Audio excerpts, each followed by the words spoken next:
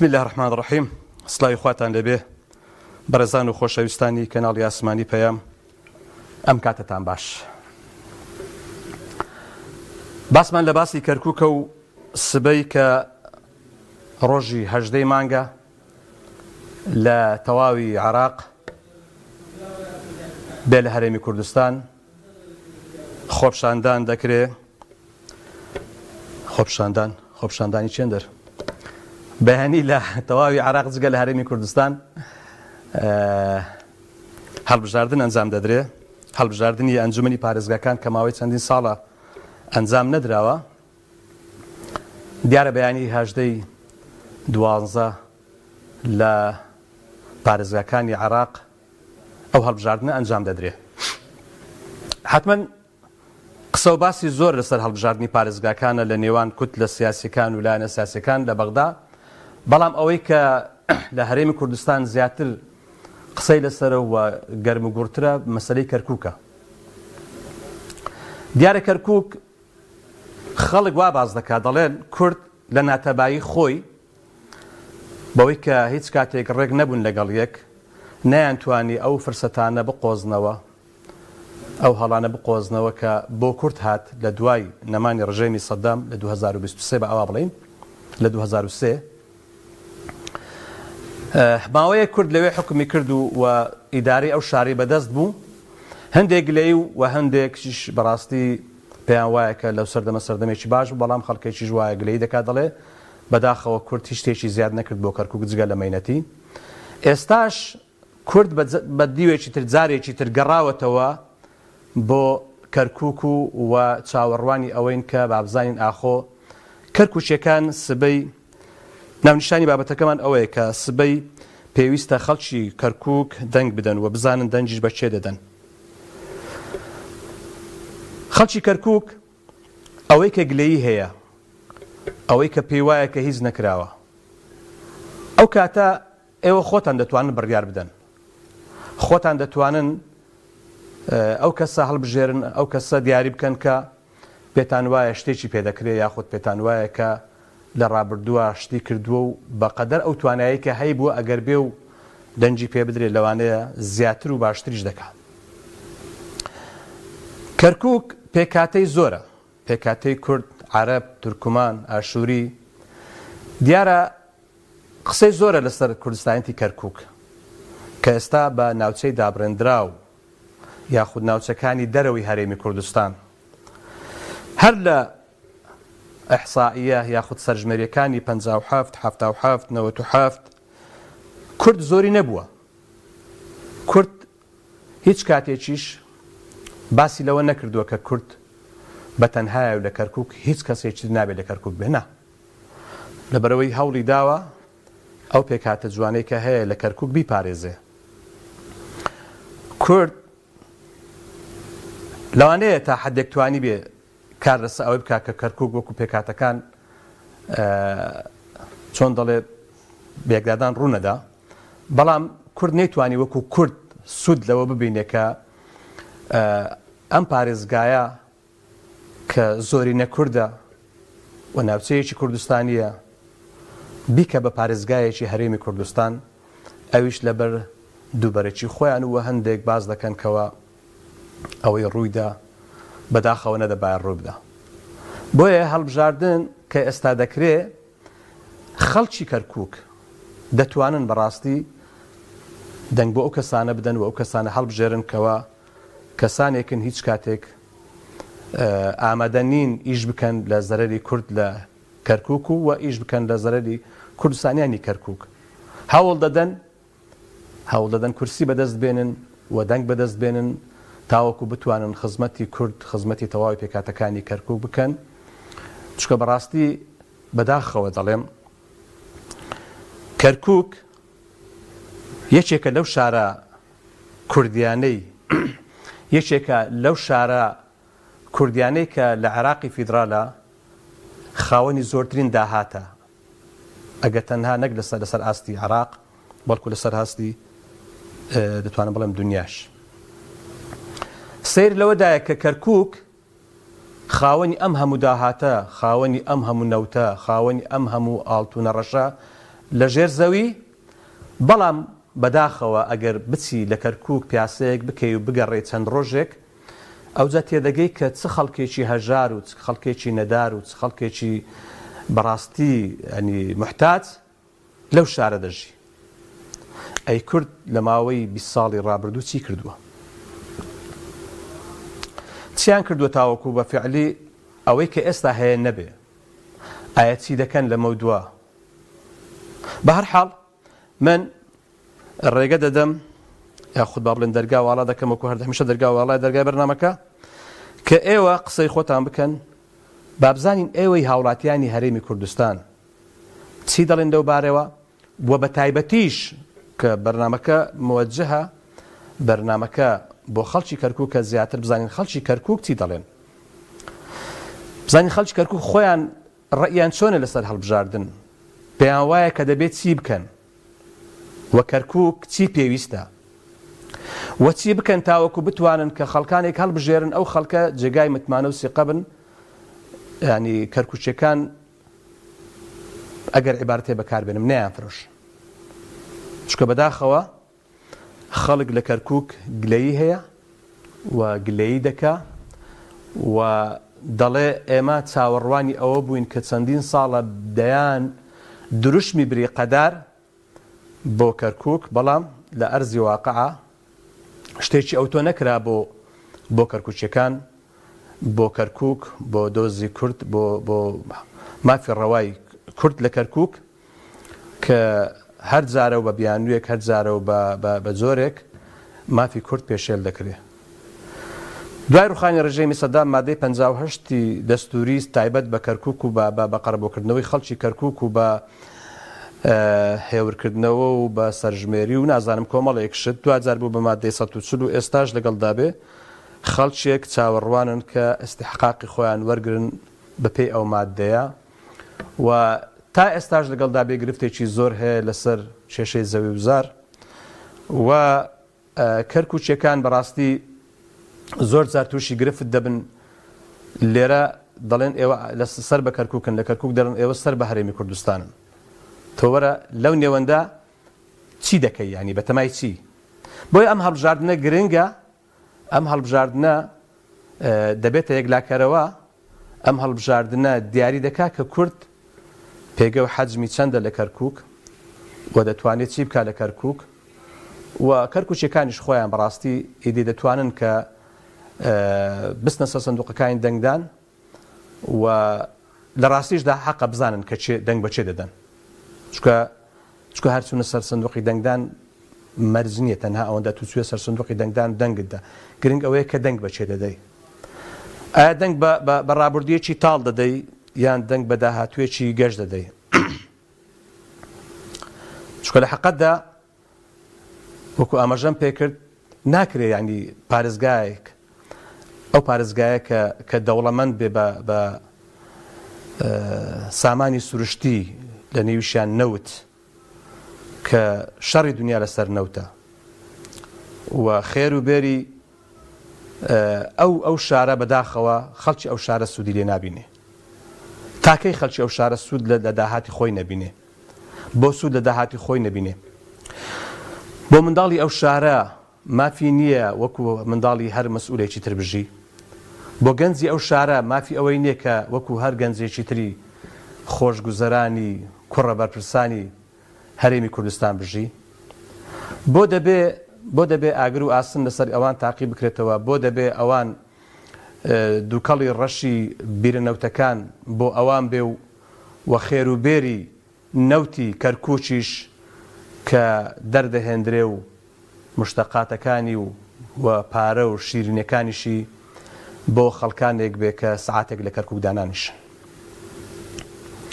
بۆیە بەڕاستی قسەکردن لەسەر مەسەلەی کەرکووک و بابەتی هەڵبژاردن قسە زۆر هەڵدەگرێ، ئەم بابەتە زۆر هەڵدەگرێ و پێویستە بەڕاستی قسەشی لەسەر بکرێ، چکە خەڵکانێک گلەیی دەکەن بەڵام ئامادەنین لە ڕۆژی دەنگدان لە ماڵەکانیان بچنە دەر.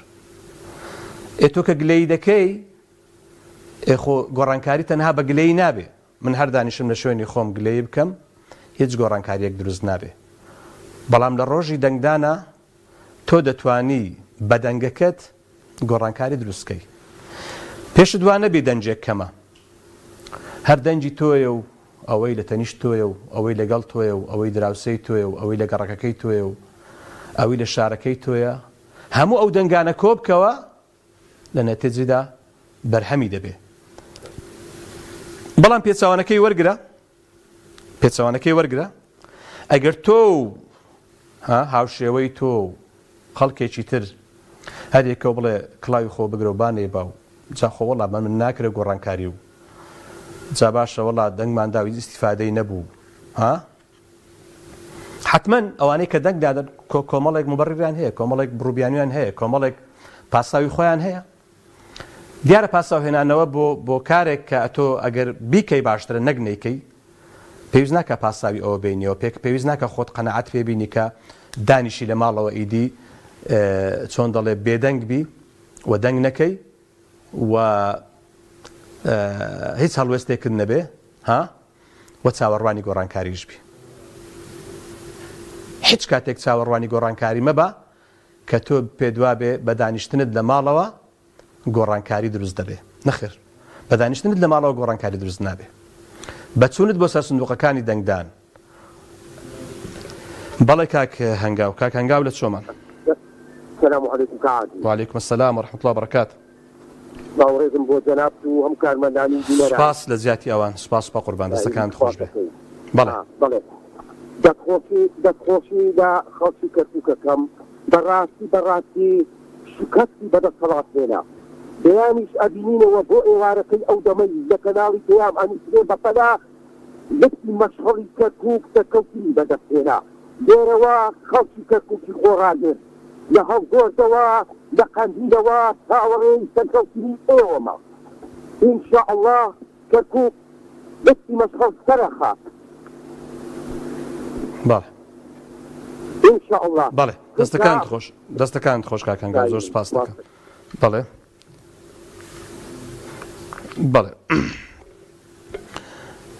بگەڕێنەوە بۆ مێژوو دەبینین کورد مێژوێکی هەیە لەو شارە و ئەو شارە شارێکی کوردیە، شارێکی کوردستانیە، خەڵکی غەیری کوردیشی لێژیاوە. بەڵام لە هەموو ئەو ئەحسائیانە و لە هەموو ئەو سەرژمێریانەی کە کراوە و تەنانەت لە بەڵگەنامەکانی خلافەتی عوسمانیش کورد شارێکی کوردستانی بووە، شارێکی زیاتر کورد نشین بووە و تا دەگاتە دۆستخورمات و تا دەگاتە زنجیرەچیەکانی حەمرین و تا جەبەل حەمرین. ئەمە ینی شتێکی ڕوونە. بەڵام ینی حکوومەتە یەک لە دوایەکانی عێراق بە درێژایی ئەو 100 ساڵە کاک نەریمان لە کەرکووک، کاک نەریمان سڵاوی خوات لێبێ. عليكم السلام ورحمة الله. کاک نەریمان ئیشاڵە دەنگ دەدەی بەیانی؟ إن شاء الله إن شاء الله. بەڵێ چی دەڵێن سەبارەت بە هەڵبژاردن، چی دەڵێن بەوانەی کە ئامادەنین بستنە سەر سندوقی دەنگدان و چی دەڵێن بەوانەی کە بەیانی بە گەرم گوڕیەوە دەستنە سەر سندوقەکانی دەنگدان؟ بەس دەنجی تەلەڤیزۆنەکەت کەس کە سوپاست دەکەم.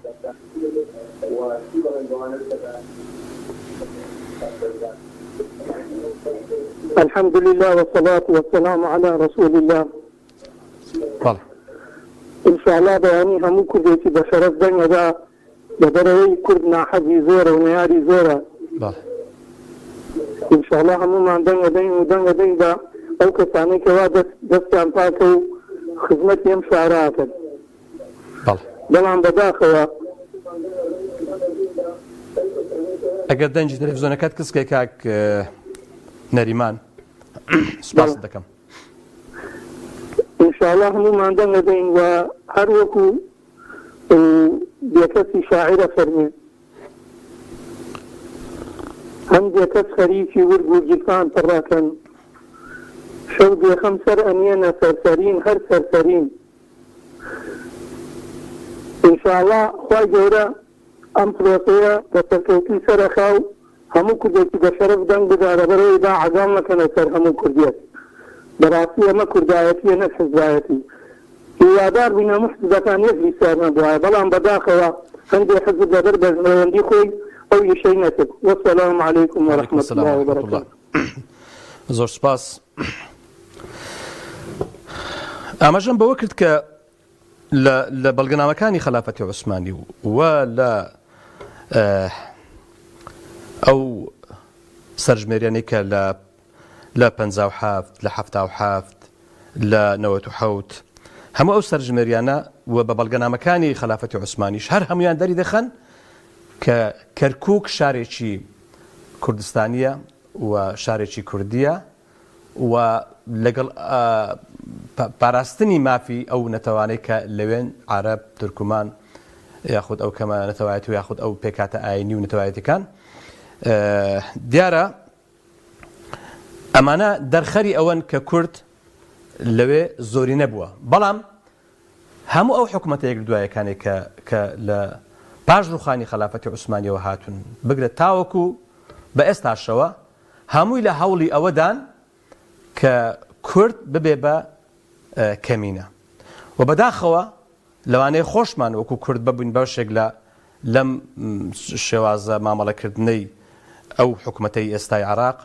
ئەویش تۆ ئەگەر کاتێک لەسەر مافەکانی خۆت بێدەنگ بووی بەرامبەرەکەت چاوەڕێ ئەوە مەکە ڕەحمت پێ بکە. تۆ کە نەتوانی ئەوەی کە لەبەردەستە ئەوەی کە مافی خۆتە بیپارێزی چاوەڕوانی ئەوە مەکە بەرامبەرەکەت بۆ بپارێزێ بە دڵنیاییەوە ئەو تا پێی بکرێ زیاد دێتە پێش تا پێی بکرێ پێی خۆی زیاتر قەیم دەکا لەو شوێنانە. بەڵام ئایا ئێمە وەکو کورد توانیمان پێی خۆمان قەیم بکەین؟ ئێمە تاوەکو ئێستا وەکو کورد ئەوەی کە دەسەڵاتی کوردیە بەداخەوە توانی ئەو ڕێژەی کە کورد هەیە لەوێ زیادی بکە یان ئەوەتە بەداخەوە لەبەر ململانێ کەمتر بوو و بەداخەوە نەیانتوانی ڕووی کورد بەوەی کە هەیە بە جوانی. کاک ئەبوبەکر لە سەی سادق. بەڵێ کاک ئەبوبەکر. السلام عليكم. وعليكم السلام ورحمة الله وبركاته. دەستخۆشیەکە مامەسانوەر لەو بەرنامە. سپاس بۆ بەڕێزت. من هەر بۆی کە بە کورتی بۆ پوختی چەند جملەیەک عەرز کەم.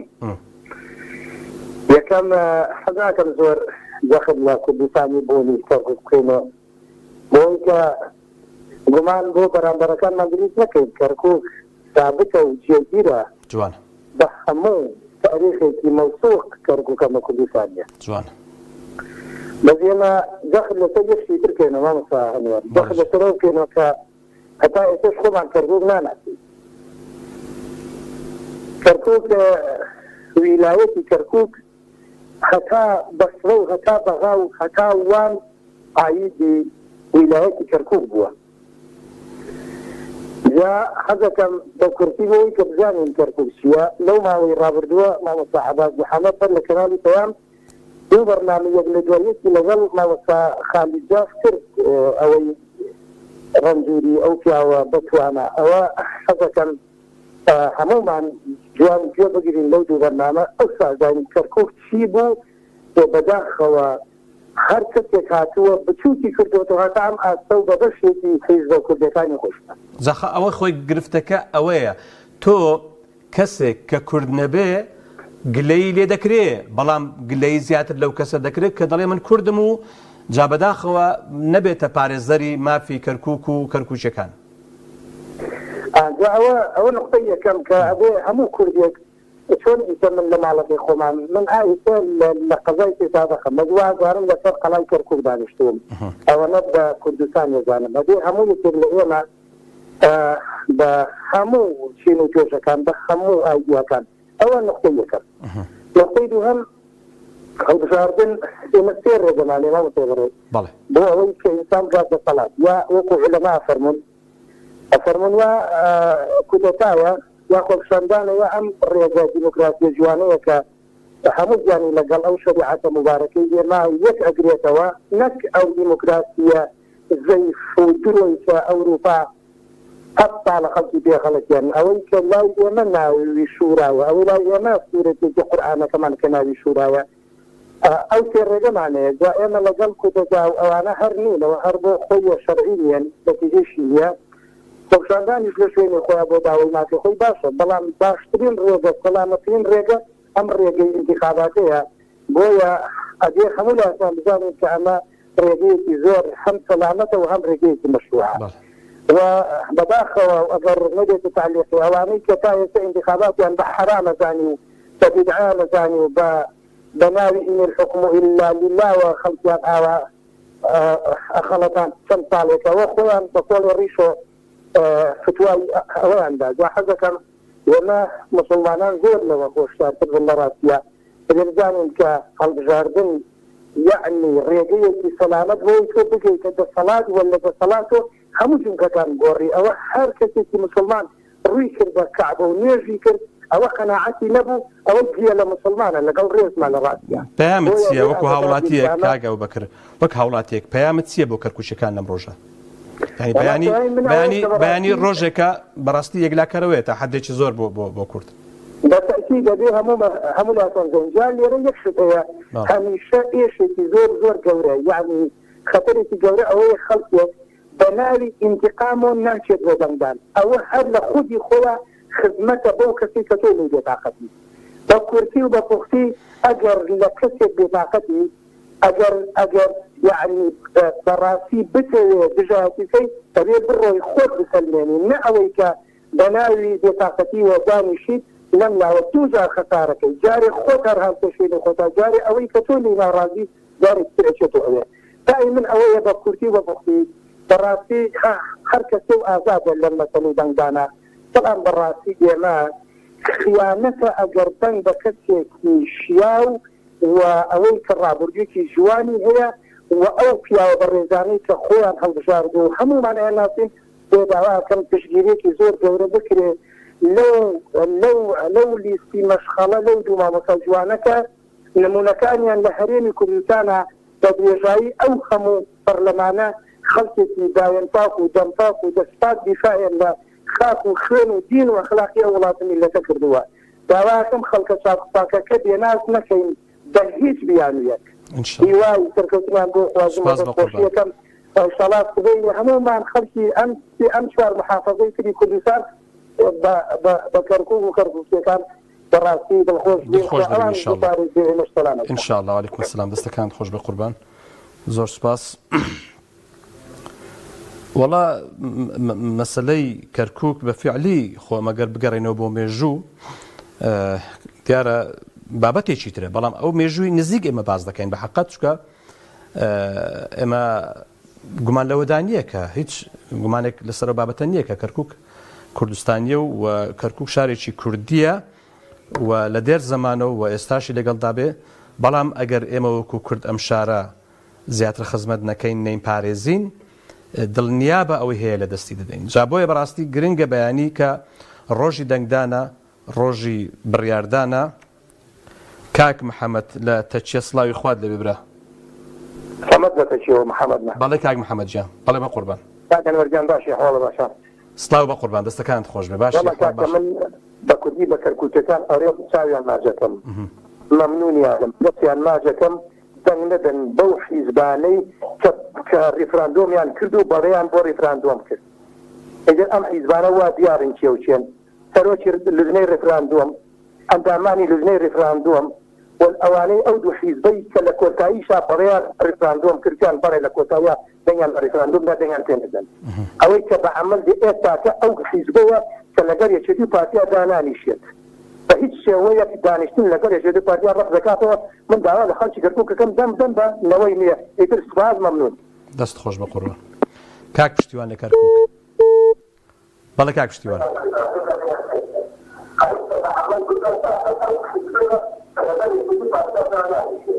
کاک پشتیوان ئەگەر دەنجی تەلەڤیزۆنەکەت کسکەی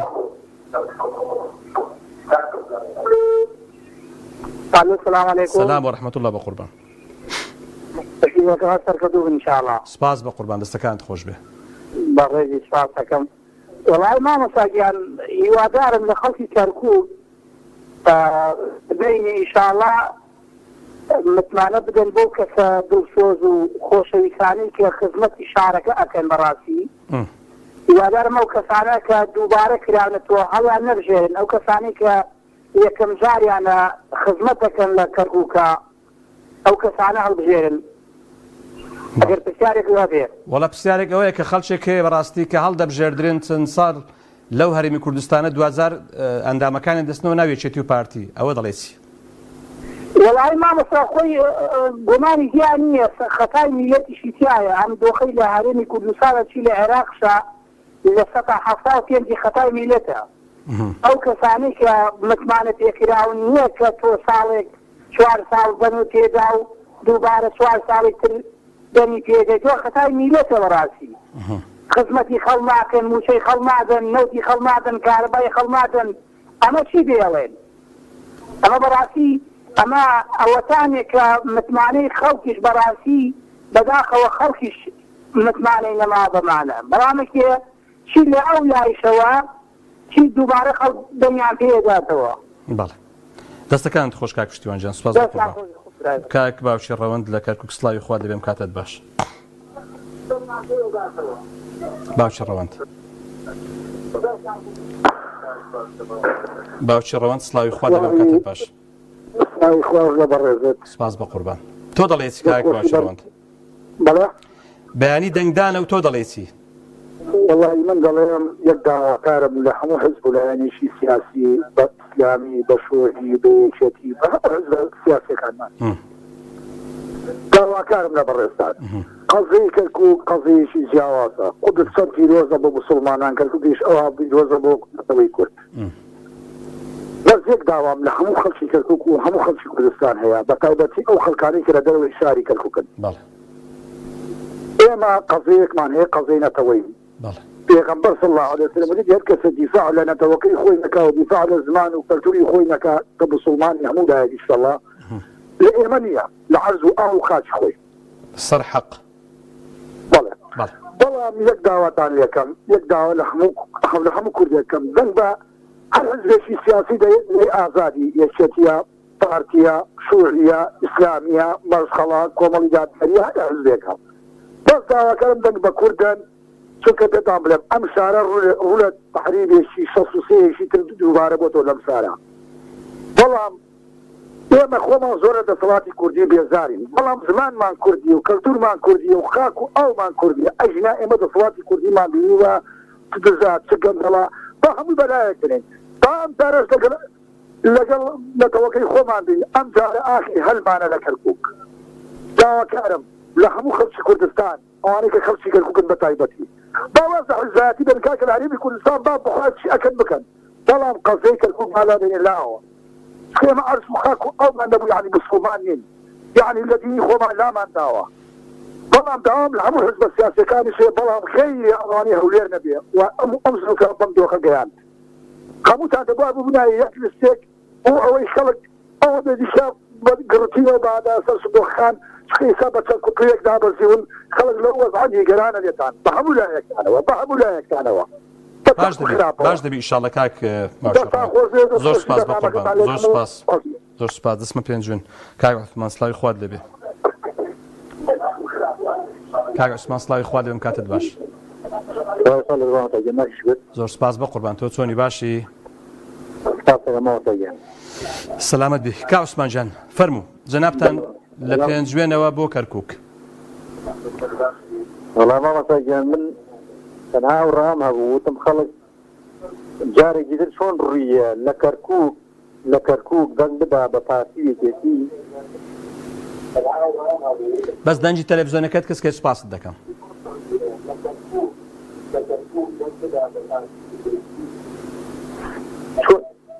چۆن ڕوویانێ جارێکی تر دەنگ بدەن بە پارتی یەکێتی لە کەرکووک لە کاتێکا کە پارتی یەکێتی کەرکووکیان فرۆشتووە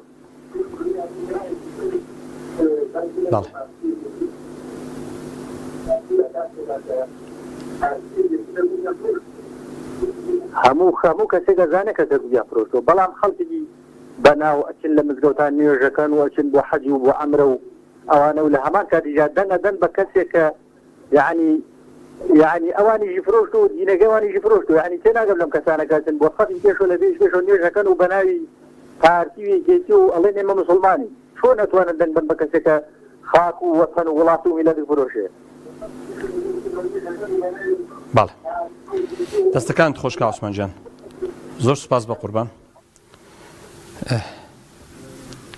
باڵێ دیارە کاتیشم ئەوەندە لەبەردەست نەماوە. بەیانی هەژدەی مانگە، بەیانی ڕۆژی دەنگدانە، بەیانی خەڵک دەچێت بۆ سەرسەندوقی دەنگدان. ئایا من ئەگەر بپرسم بڵێم ئایا بچی باشترە یان نەچی، بێگومان بچی، بێگومان دەنگ بدەیت. تۆ کوردی و ئەگەر گلەیت لەو هەیە دەنگ بەو بدە. بەڵام دانیشتن لە ماڵەوە دوازار هەر دەبێ خۆت لۆمەی خۆت بکەیت. دوایە گلەی لە چێ دەکەی؟ ئەگەر خۆت لە ماڵەوە دابنیشی و دەنگ بە کەس نەدەی، گلەی لە چێ دەکەی؟ باوکی سایە لە چەمچەماڵ. سڵاوی خوا لە بەڕێز بە قوربان.